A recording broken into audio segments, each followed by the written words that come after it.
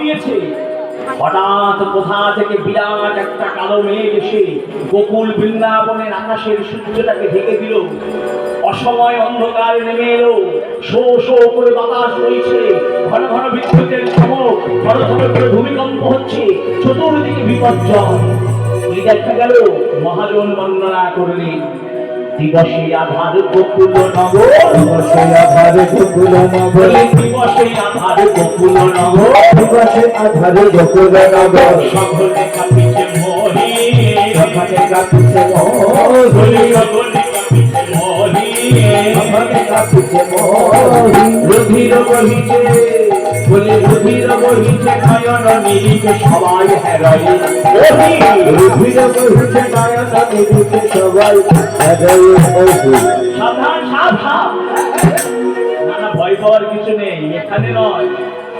মা যশোমতী দেখছে কি, বলি পথে পথে সাপ দেখা যায়, পথে পথে সাপ দেখা যায়, পথে পথে সাপ দেখা যায়, পথে পথে সাপ দেখা যায়, বৃন্দাবনের কি দশা, পথে পথে সাপ দেখা যায়, বৃন্দাবনের কি রসা, বৃন্দাবনের কি হলো, বৃন্দাবনের কি রসা, বৃন্দাবনের কি রসা, পথে পথে সাপ দেখা যায়। এখানে সাপ, ওখানে সাপ, সেখানে সাপ, চারিদিকে সাপ। কেন? সাপেরা মনে মনে ভাবছে স্বয়ং ভগবান শ্রীকৃষ্ণ আজ কালীদহে নেমেছে আমাদের রাজাকে বধ করার জন্য বা দমন করার জন্য। আমাদের রাজার যদি কিছু হয়ে যায় তাহলে আমাদের কি হবে, আমাদের রক্ষা করবে কে? তাই তারা যেখানে পাচ্ছে নিরাপদ দূরত্বে পালিয়ে যাওয়ার চেষ্টা করছে বৃন্দাবন ছেড়ে। আর এই সমস্ত অলক্ষণ কুলক্ষণ দর্শন করে মায়ের মনে কুড়িকে উঠল। মা যশোমতী আজ ছুটে এলেন পিতানন্দ মহারাজের কাছে। মহারাজ দেখতে পাচ্ছেন চারিদিকে কেমন অন্ধকার হয়ে গিয়েছে, যে যেখানে গিয়েছিল ফিরে এসেছে, ওই আমার গোপাল তো এলো না। পিতানন্দ মহারাজ বলছে, যশোদা একটু ধৈর্য ধরো, দেখছো না কেমন বাতাস বইছে, কেমন বজ্রপাত হচ্ছে, আমার গোপাল নিশ্চয়ই কোনো নিরাপদ বড় একটা গাছের নিচে আশ্রয় নিয়েছে, একটু বাতাস কমুক চলে আসবে। এই হলো পিতার মন আর মাতার মনের মধ্যে পার্থক্য। মা আকুল হয়ে যায়, পিতা কিন্তু একটু ধৈর্য ধরতে পারি। বোঝা গেল? আমার মা যশোমতী দেখে বলছে, মহারাজ আমি আকুল হতাম না, আজ প্রভাত কালে ভোর রাত্রে আমি একটা নিদারুণ স্বপ্ন দেখেছি। কি দেখেছো যশোদা? ভোর রাত্রে স্বপ্ন তো সত্যি হয়, প্রবীণ প্রবীণার মুখে, বৃদ্ধ বৃদ্ধার মুখে শুনেছি। কি দেখেছো যশোদা? দারুণ স্বপ্ন দেখিল রজনী শেষে, রজনী শেষে আমার গোপালে ভুজঙ্গ বেরলো, কাটলো বিষম বিষে, ভয়ঙ্কর স্বপ্ন দেখলাম। একটা বিরাট বড় বিষধর সাপ আমার গোপালকে আষ্টে পৃষ্ঠে পেঁচিয়ে ধরে দংশন করে সব বিষ ঢেলে দিল তার অঙ্গে। এই কথা শোনা মাত্র আর নন্দ মহারাজ স্থির থাকতে পারলেন না। সত্যি তো যশোদা, চারিদিকে কেমন সাপ বেরিয়েছে, আর তুমি আজকে ভোরবেলায় এই স্বপ্ন দেখেছো? না না যশোদা, চলো চলো দেখি আমাদের গোপাল কোথায় আছে। তাই কি করলেন? আগে নন্দ যশোমতী গোপ গোপী কপি, নন্দ যশোমতী গোপ গোপী কপি, নন্দ যশোমতী গোপ গোপী কপি, নন্দ যশোমতী গোপ গোপী তারা কপি, বিচার করই মনে, বিচার করে মনে, অঙ্গ মহাদা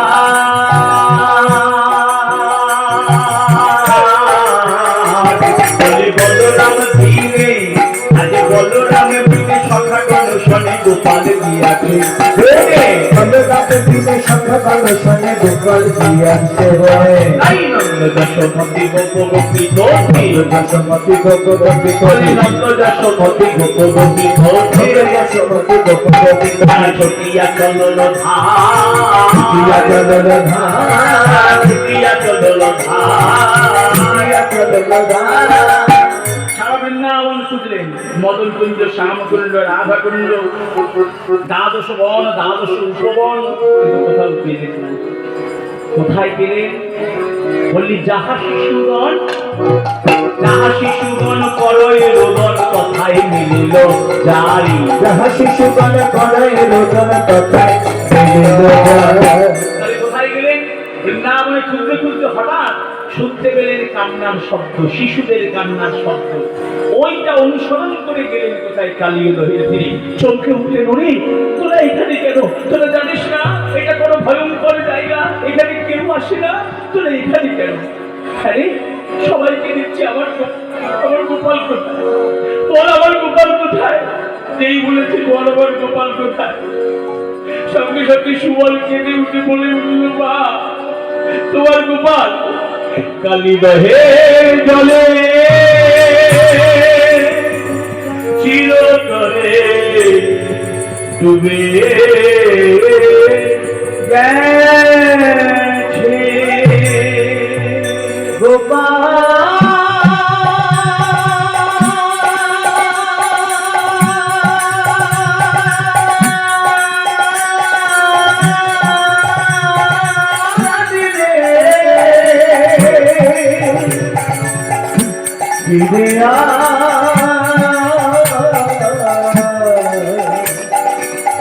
অভাগী মায়ের কোলে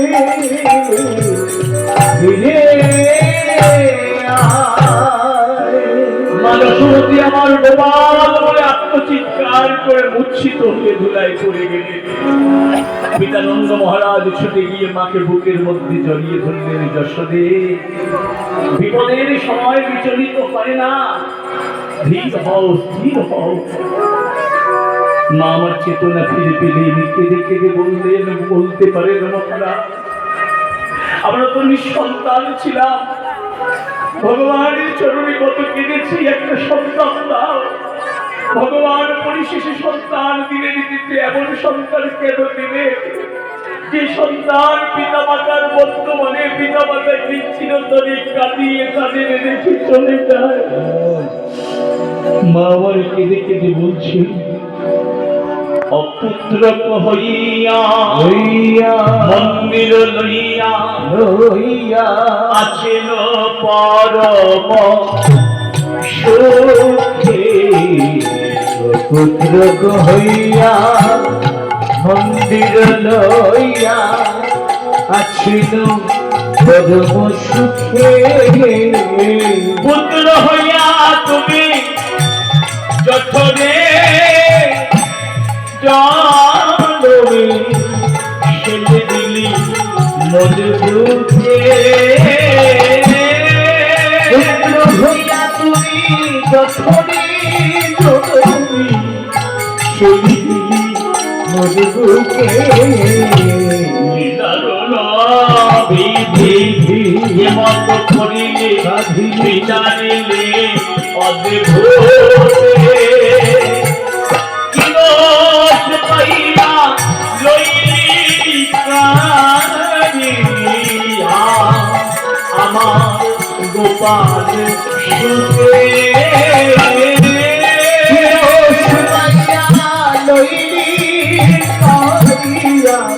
আমার গোপাল সুখে।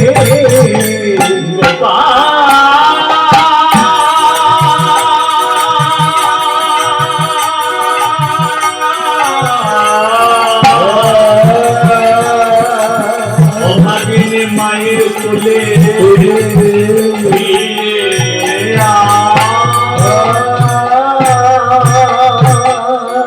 মামার শিরে গড় হালে বিষ জল পানে সদাই ছুটিয়া যায়। মাকে দেখে বলছে, যে বৃন্দাবনে আমার গোপাল নেই, সে বৃন্দাবনে থেকে আমি শিরে গড় হালে মানে মাথায় আঘাত করছে, বিষ জল পানে ছুটে যায়। আমি ওই বিষ জল, যে বিষ জলের মধ্যে আমার গোপাল ঝাঁপ দিয়েছে, ওই বিষ জল পান করে আমি আমার জীবন ত্যাগ করবো। ছুটে চলেছেন মা। এতক্ষণ সব দেখছিলেন একজন, আর স্থির থাকতে পারলেন না, ছুটে এলেন। কে? দাদা বলরাম। দাদা বলরাম আসি সান্ত্বনা ভাসি প্রবোধ করো এ মা। দাদা বলরাম এসে আর মায়ের সঙ্গে দাঁড়ালেন। মা, আর তুমি না জানো, তুমি তো জানো তোমার গোপালকে। মা, জন্মের অষ্টম দিন যে পুতনা নামক পাপায়সী রাক্ষসীকে বধ করেছে, যে অগাসুর বগাসুরকে বধ করেছে, যে নিজের মুখের মধ্যে জগৎ বিশ্ব ব্রহ্মাণ্ড দেখিয়েছে তোমাকে, কালীয় ডাক্তার কি করবে? মা, একটু স্থির হও, একটু ধীর হও, দেখবে এক্ষুনি তোমার গোপাল কালিওকে দমন করে উঠে আসছে। কিন্তু সান্ত্বনা কি দেওয়া যায়?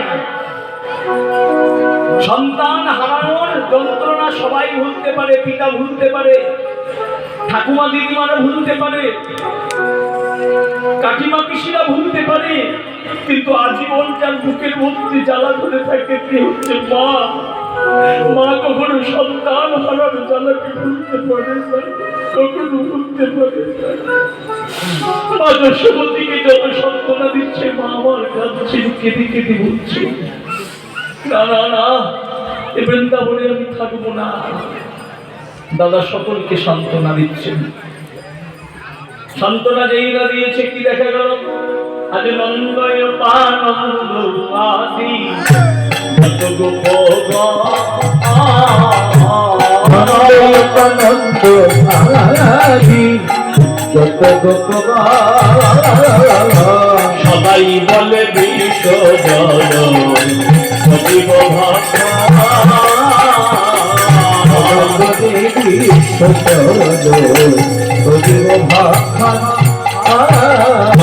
বলো রাম রাখে সবাইকে সান্ত্বনা দিয়া, রাম রাখে সবাইকে সান্ত্বনা দিয়া, করিও দেবে কালী মন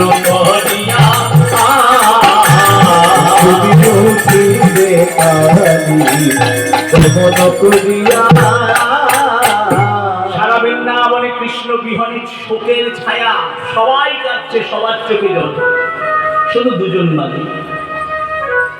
কারা বলুন তো? যেই শুনেছে আমার গোবিন্দ কালীয় দহির জলে পড়েছে বলে আপদে গেছে, নতুন শাড়ি পরে মুখে একগাল পান দিয়ে পাড়ায় বেরিয়েছে গল্প করতে, খবর জানাতে। ও দিদি, শুভ খবর আছে, ও শুভ খবর। কি খবর বাবা? বলে বৃন্দাবনের শুভ খবর শুনেছ কি তোমরা? বৃন্দাবনের শুভ খবর শুনেছ কি তোমরা? বৃন্দাবনের শুভ খবর শুনেছ কি তোমরা? বৃন্দাবনের শুভ খবর শুনেছ কি তোমরা? চলে ডুবে মারা গেছে নন্দের খেলে ছোড়া, চলে ডুবে মারা গেছে নন্দের খেলে ছোড়া, চলে ডুবে মারা গেছে নন্দের খেলে ছোড়া, ডুবে মারা গেছে নন্দের খেলে ছোড়া। আর চিন্তা নাই গো, আর চিন্তা নাই গো, চলে ডুবে মারা গেছে আর চিন্তা নাই গো, চলে ডুবে মারা গেছে আর চিন্তা নাই গো, চলে ডুবে মারা গেছে নন্দের খেলে ছোড়া, ডুবে মারা গেছে নন্দের খেলে ছোড়া।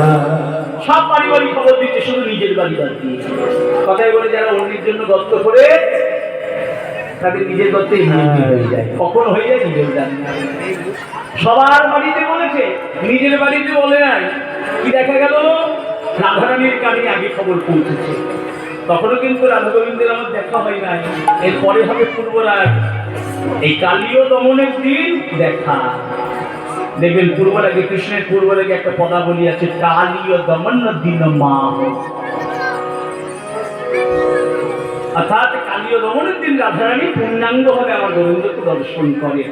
যদিও তার আগে দেখা হয়েছে, কিন্তু ওগুলো অতটা লেখাপাত করেনি, চলতে ফিরতে দেখা। এই কালীয় ব্যাগের মাথার উপরে আমার রাধারানী প্রথম আমার ভগবানকে দর্শন করে। হরি বলে হরি কাজ, এইভাবে সিদ্ধান্ত অনুযায়ী কীর্তন করতে হবে। আমার ভগবান কখনো অপসিদ্ধান্ত দেন নাই, আর মহাদেবীরাও অপসিদ্ধান্ত দেন। এই সিদ্ধান্ত জেনে জেনে কীর্তন করতে হবে। হরি বল। তো যাই হোক, এবার কি দেখা গেল? পরমেশ্বরী প্রেমময়ী রাধারানী কি করলেন? যেই না শুনেছেন যে প্রাণবধূ কালীয় দহে পড়ে গেছে, সবাই ছুটে চলেছেন, আমার রাধারানী শুনলেন। আমার গোবিন্দ যেই দেখলেন যে রাধারানী এসেছেন কালীয় দহের তীরে, গোবিন্দ বলছে, কালীয় এতক্ষণ তোমার সঙ্গে মস্করা করছিলাম, কিচ্ছু করি নাই, এবার বোঝাবো তোমায় আমি কি। গোবিন্দ কিসের অপেক্ষা করছিলেন? কালীয় দহের তীরে পঞ্চরসের রসিকের আসার অপেক্ষা করছিলেন। পঞ্চরসের রসিক কারা? যারা আমার ভগবানকে ভালোবাসে পাঁচটি পথের মধ্যে দিয়ে, শান্ত, দাস্য, সখ্য, বাৎসল্য, মধু।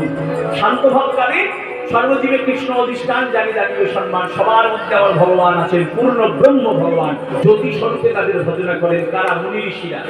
তারা অন্তরিক্ষে দাঁড়িয়ে ভগবানের লীলামৃত আস্বাদন করছেন। এই কালীয় দহে যে গোবিন্দ নেমেছেন, তারা অন্তরিক্ষে দাঁড়িয়ে আস্বাদন করছেন। আর যারা এসেছে দাস্যরসের ভক্ত গাভী বৎসগণ, তারা হাম্বা হাম্বা করে কালীয় দহের তীরে বসে কাঁদছে। এসেছে সত্যরসের ভক্ত সখাগণ, শ্রীরাম সুদাম গাঙ্গু সুদাম কানাইয়া কানাইয়া করে কাঁদছে। এসেছে বাৎসল্য রসের ভক্ত বিদানন্দ মাতা যশোমতী বৃদ্ধ গোপ গোপী, তারা গোপাল গোপাল বলে কাঁদছে। এবং সর্বোপরি এসেছেন মধুর রসের ভক্ত রসিকিনী প্রেমময়ী রাধারানী, সমস্ত ব্রজ গোপিনী, তারা প্রাণনাথ প্রাণনাথ বলে কাঁদছেন। পঞ্চরসের রসিকী যখন আবির্ভূত হয়েছে কালীয় দহের তীরে, আমার গোবিন্দ কি করলেন? ছুটে গিয়ে কালীয় নাগের পুচ্ছ দেশে পদাঘাত করলেন। আর যেই পদাঘাত করেছে সঙ্গে সঙ্গে কালীয় নাগ গোবিন্দের দিকে ঘুরে দাঁড়ালেন। আমার গোবিন্দ তাড়াতাড়ি কালীয় নাগের পুচ্ছ দিকে ধরে হৃদয়ের মধ্যে চরণ দিয়ে এক লাফে কালীয় মাথার উপরে, আর মাথার উপরে উঠে কি করলেন? আগে ফনায় ফনায় দমন করি